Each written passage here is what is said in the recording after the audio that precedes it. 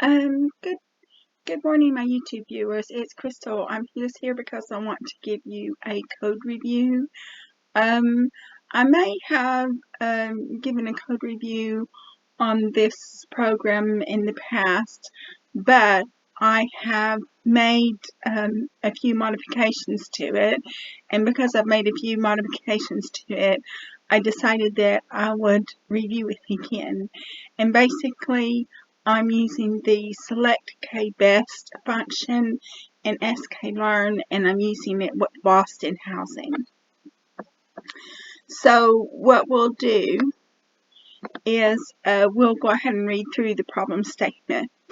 So the Boston house price data of Harrison D. and Rubenfield D.L., hedonic prices and the demand for clean air, J. in Byron, Economics and Management, Volume 5, 81 to 82, 1978, used by Belsley, Koo, and Welsh, Regression Diagnostics, Wiley, 1980, NB. Various transformations are used in the table on page 244 to 266 of the letter. The Boston house price data has been used in many machine learning papers that address regression problems. I will say it's going to be more difficult to find the Boston house prices because it's been deprecated in sklearn, and I think the reason why is because it makes a lot of racist connotations, and we're not supposed to be racist anymore. We're supposed to be diverse. So you won't be able to get it on sklearn anymore. They're deprecating it, but I was able to get this from a GitHub file. So what we want to do when we created the program, and we created the program in Google Colab, which is a free online Jupyter notebook hosted by Google. It's a really good, it's a good tool to use for your machine learning projects. But one thing that I will say is it doesn't have an adequate undo function. So you have to be careful not to overwrite or delete your code, because if you do that you might lose it forever, and I have had that happen to me before. I've had my code lost forever before.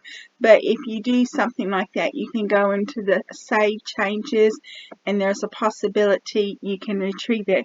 But I had an incident where I was working on code, and basically I was using someone else's computer, and I tried to save it and it didn't save correctly, and so when I went back into my computer to try to get the code, it wasn't there and it didn't save on the other computer, so I wasted all that time. So that's something that you need to be careful of.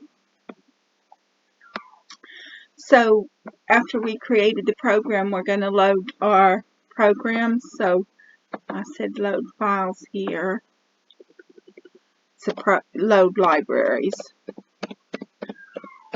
Okay, so we load our libraries. We're going to import pandas as MP, import NumPy as, import pandas as PD, import NumPy as NP, import Seaborn as SNS, and import matplotlib.pyplot as PLT.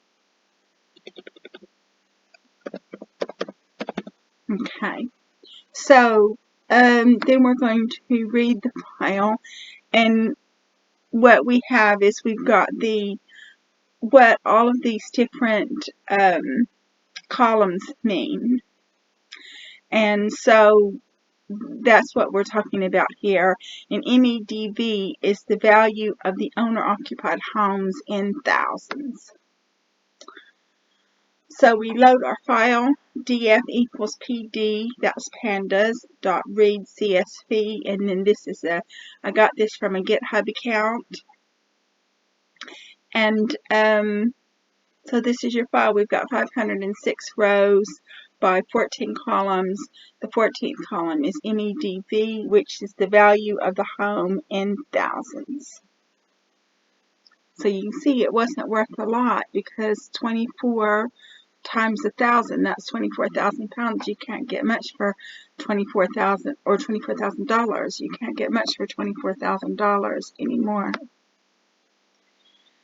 And you can see all of it is numeric, and because all of it is numeric, you're not going to have to do any processing on that. You're not going to have to convert the object files to numbers. So that's one thing that doesn't need to be done in this particular instance. We check DF info. All of the columns or features are going to be either floats or integers, so all of them are numeric. That means you don't have to do any data processing to convert the object files to numeric. Now we're going to check describe. So this is some statistics. So we check our count, 506 rows. You check your mean, your STD, that standard deviation, minimum, 25%, 50%, 75%, and maximum. So you can check all of these statistics on the file as well. We check for null values. We do not have any null values.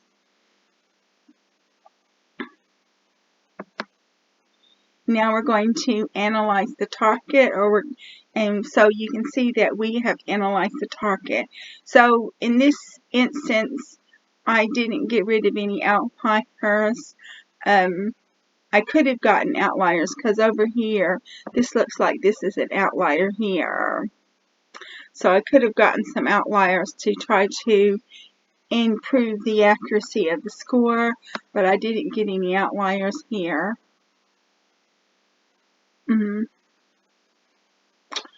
I mean, I could. What I might do is, because I'm going to use this for a course, is I might go back and remove the outliers, because that's one thing that needs to be done.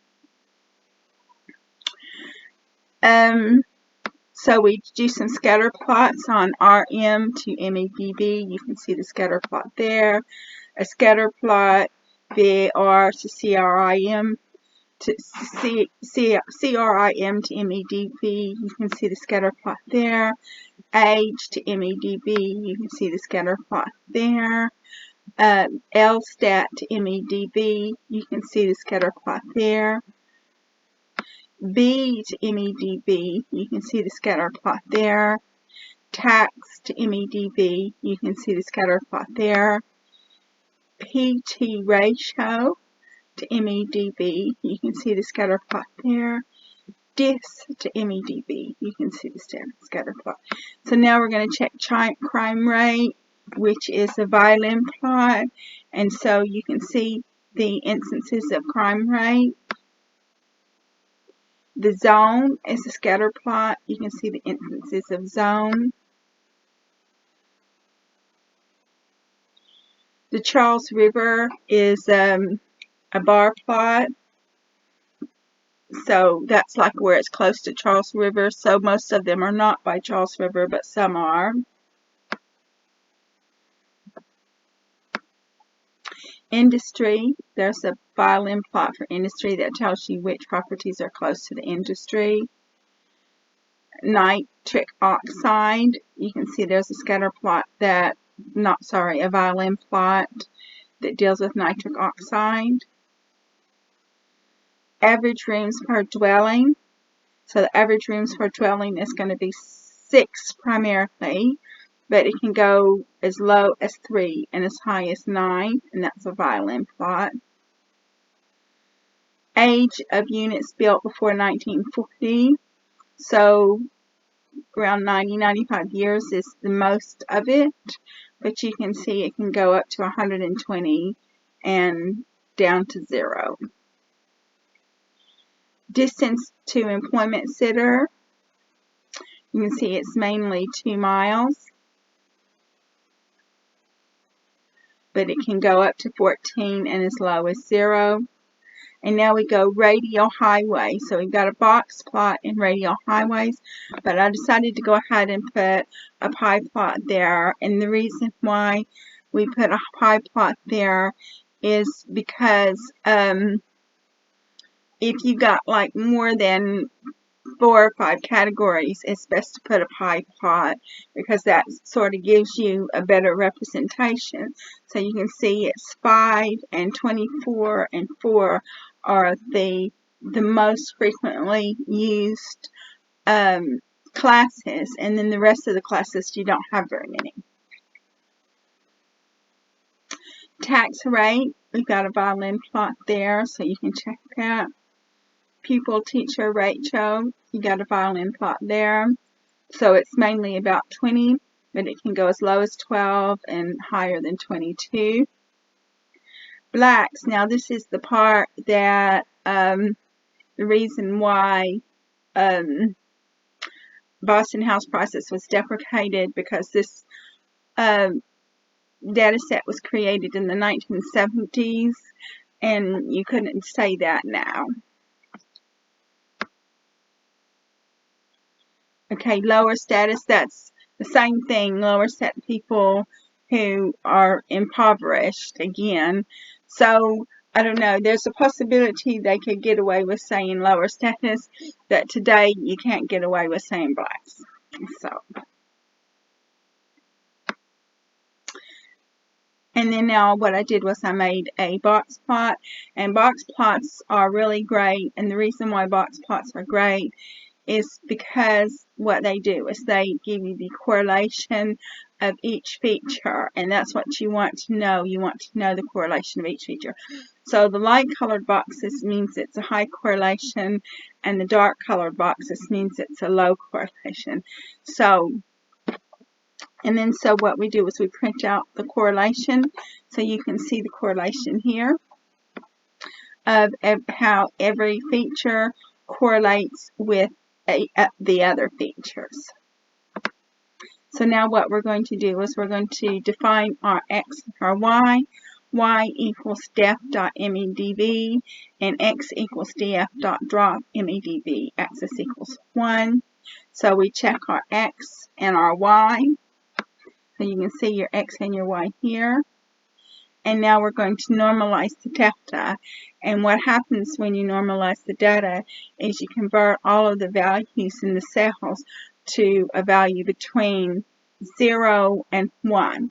And the reason for that is because it's easier for the model to make predictions if the data is the same dimensionality. Now what we're going to do is we're going to use SelectKBest, and SelectKBest is is a feature selection. So in this particular instance, we're going to use SelectKBest, but we're going to say all. And the reason why we're going to say all is because we're going to compare what SelectKBest is with all of the features to what SelectKBest is with just a few of the features. So if K equals all, then that is just pretty much the same as not having an SelectKBest, but we are going to go through and use the SelectKBest later on in this program. So we use sklearn's train test split to split the data set into training and validating.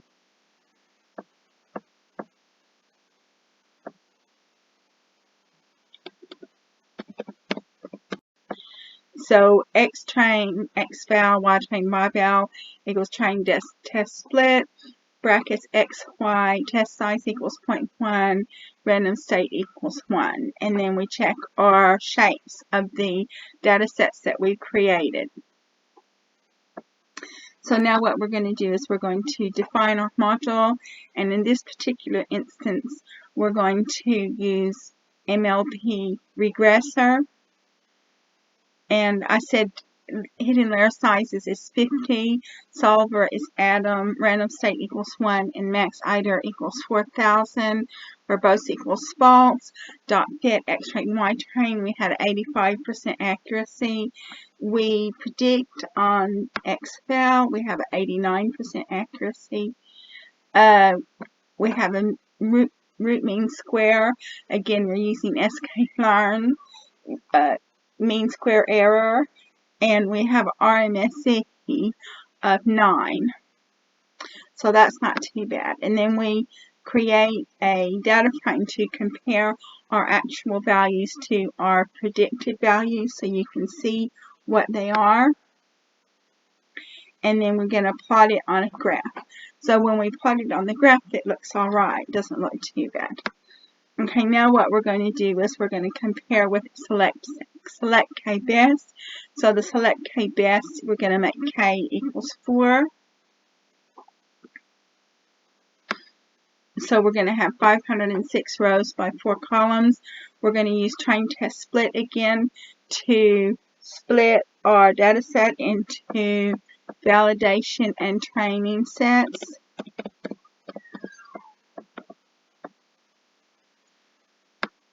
And then we're going to check our neural network again, and we only have 76% accuracy. And on YPRED we have 86.6% accuracy, and RMSE we have 12. So what that's telling you is when we reduce the features, then our accuracy is not as high. But basically what you can do is you can take a really big data set, which I don't have a really big data set, but you can take a really big data set, and then if you take a big data set, then you can check SelectKBest and see what happens, see if the accuracy improves, because this data set really is not big enough to determine the accuracy, because really big data set might have a lot of noise in it and might have a lot of redundant features in it. But this is just a demonstration of SelectKBest, and it's just telling you how best to use it. So I'm going to go ahead and close this demonstration, but what I will do is when I finish the video, I'm going to go through and I'm going to remove the outliers and see if the accuracy improves once we remove the outliers, because over here when we check our target, you can see that there's some outliers over here, and there's a possibility that the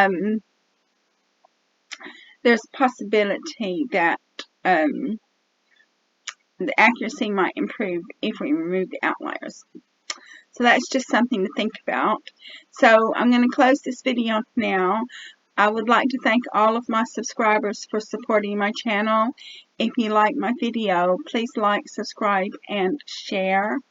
And thank you so much for watching my code review, and I look forward to making more code reviews for you in the future.